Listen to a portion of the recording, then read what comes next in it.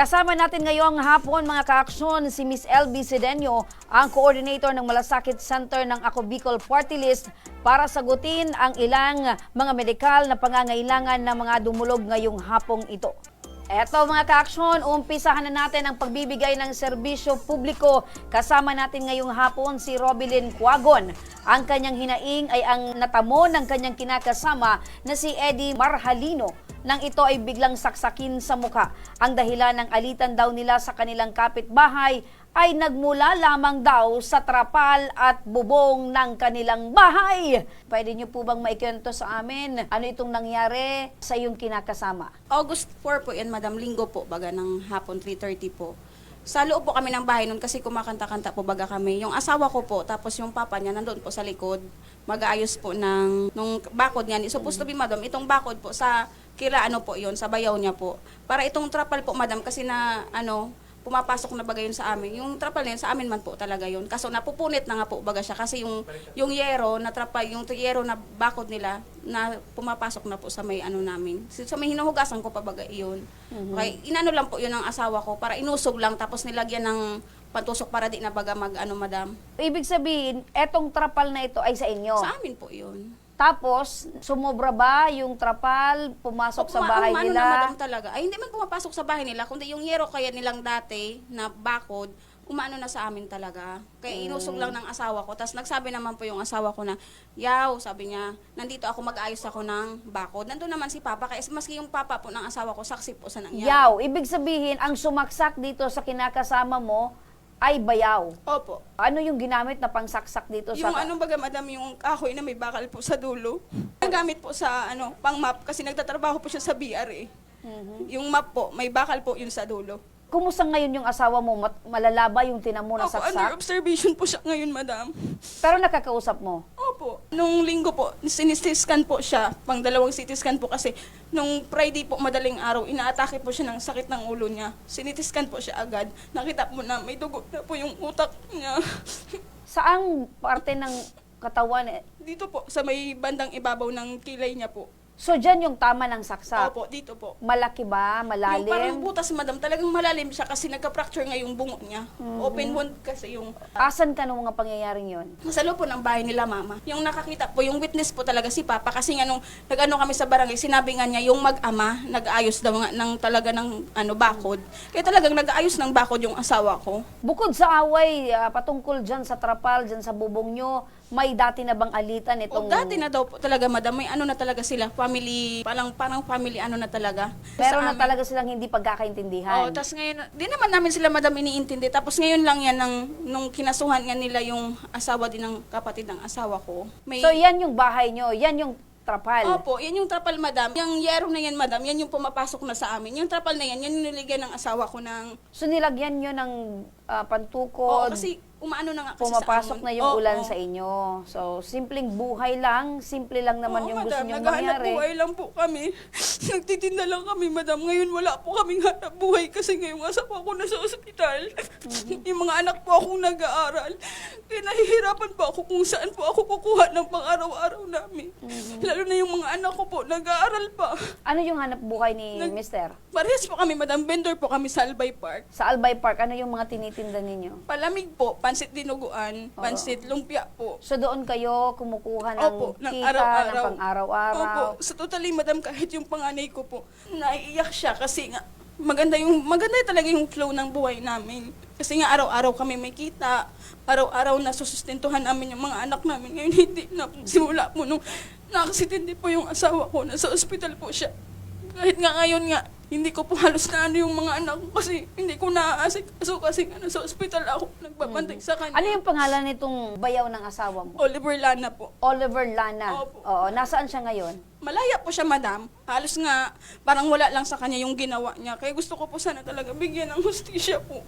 Di man lang humingi ng tawad. Hindi po, Madam. Hindi po So talaga. parang walang nangyari Parang lang. wala lang pong nangyari. Parang masaya pa po siya sa ginawa niya. May dati na kayong blatters. Opo, Ibig sa sabihin, barangay po, kahit dati na kayong may alitan. Ano Dati naman na yung po may pinagmulan blatter. nitong alitan nyo? Sa adal lang din lang sa anak niya. Kasi yung anak niya, ganun din yung ginagawa. Kahit yung bahay nga nung mother-in-law ko po, pinagbabato niya. Pero sa ginawa niyang ito, alam niya ba na malala or critical yung kondisyon ng Hindi ko asawa alam, mo? madam, kung alam niya. Siguro alam niya, madam, kasi sa BR siya nagtatrabaho Pumapasok pa nga siya So nasa BR Sa itong BR po Oliver siya, na to? opo, sa BR po siya nagtatrabaho, Ano yung madam. trabaho niya dyan? Utility po yata siya. Ano yung sabi niya? Kasi nababanggit mo, wala man lang pasabi. Wala Parang, lamang. Tapos, nung nag-uusap kami sa barangay, wala man lang siyang sinabi na kung ano ang dahilan niya, kung bakit ginawa niya yun sa asawa ko.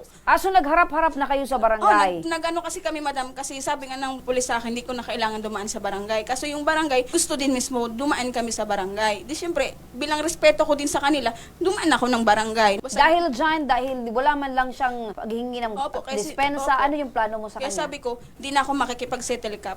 Magkakaso po ako. Para lamang, kahit papano po, mabigyan lamang yung ginawa niya sa asawa ko. Kasi ngayon po, napijinte yung hanap buhay namin. Sa pangalawang pagkakataon na magkakaharap kayo nitong si Oliver, handa ka bang magpatawad? Ano ba yung gusto mong sabihin sa kanya? Hindi na po, madam, talaga. Kasi talagang sila po kasi, nag-ano talaga sila ng ingay kahit doon sa amin, kahit yung mga kapitbahay namin, gustong-gusto na rin nga yan siya makulong.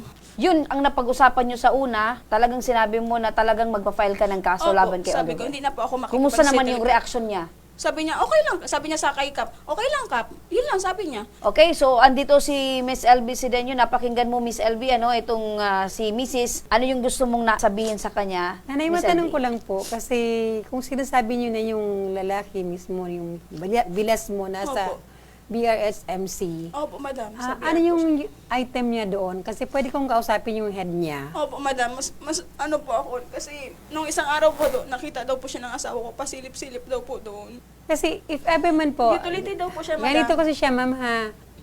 Yung asawa po ninyo, saka yung asawa ng lalaki, magkapatid sila, di ba? Opo, opo. So, kahit po pagbalik-balik na rin natin, pamilya pa rin sila. Oo nga po, madam. Kahit po Pamilya. sabihin mo na gusto mo magdemanda, gusto mo magkaso, kung yung asawa niyo at yung kapatid niya magkakaareglo, wala kayong magagawa kasi pamilya sila. Nasaan po ang ward yung asawa niyo? Sa surgery ward po. Kahit Pumupunta ba doon tanungin- si Oliver? Hindi po, madam. Ngayon, ma'am, ano po yung mga kailangan sa ospital? Nung nakaraat kaya, madam, bumili po mismo kami ng gamot kasi wala nga daw po sa pharmacy. Ano po yung gamot na yun, ma'am? Yung para po, madam, sa pagdurugo Sa nga brain. Po. Opo. Pero naidala niyo po ba sa pharmacy? Sinulatan ba ng pharmacy na hindi siya sakop sa PNDF? Di ko, so yung kapatid niya ko kasi, madam, I-check niyo pinano po, ko ma'am, yung mga reseta pag dinala niyo Isang po sa reseta lang po pharmacy. yun, madam. Pero Apo. tulong bayal po siya. Kasi ma'am, ganito yan ma'am ha, lahat po ng reseta at dinadala sa pharmacy, kung sinulatan po ng pharmacy at hindi siya kasama sa PNDF, pwede lang bibilhin niyo po yun kasi hindi available sa amin. Opo. At hindi natin pwedeng reimburse sa PhilHealth. Opo. Bukod po doon, ilang araw na po kayo naka-admit? Nung naka-admit siya, madam, since August 4 pa po hanggang ngayon. Pagawa po kayo ng medical abstract. Meron po ako, madam, kasi yung... Nai-refer na ba kayo namin sa food assistance?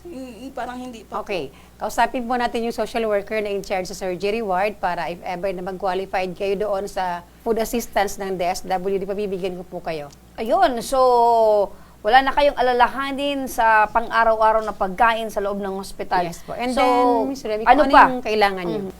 Madam, siguro yung kung na-discharge siya yung mga reseta pong gamot. Kung lalabas na kayo. Gamot, Ganito yun, ma'am. hospital bills, yun ang inyong pinoproblema. Pag lalabas na po Kasi kayo at tapos- meron ng bill, dalhin lang po sa akin sa Malasakit Center. So, ibig sabihin yan, Miss LB, kung lalabas na sila, meron na silang final bill, wala na silang alalahanin, sagot na po. ng Ako Bicol Party Dalhin lang List. po sa amin sa Malasakit Center. Gagawin ko ang lahat para malibre po kayo, ma-zero balance kayo, wala kayong babayaran. And then kung yung mga gamot po available sa amin, pabibigay ko pa rin po sa inyo sa pharmacy. If not naman po hindi available sa pharmacy, pwede ba natin silang i-refer sa DSW? Depende po sa medical abstract na gagawin ng doktor. Ha? Ayun. Kung So, qualified ibig kayo sabihin, lahat ay pwedeng asikasuhin ni Miss LB para kayo ay matulungan, para yung problema nyo patungkol dito sa mga gamot ng mister mo ay mabawasan na. Robilyn, Opo. ano yung masasabi mo ngayon? Nagpapasalamat po ako ng sobra-sobra.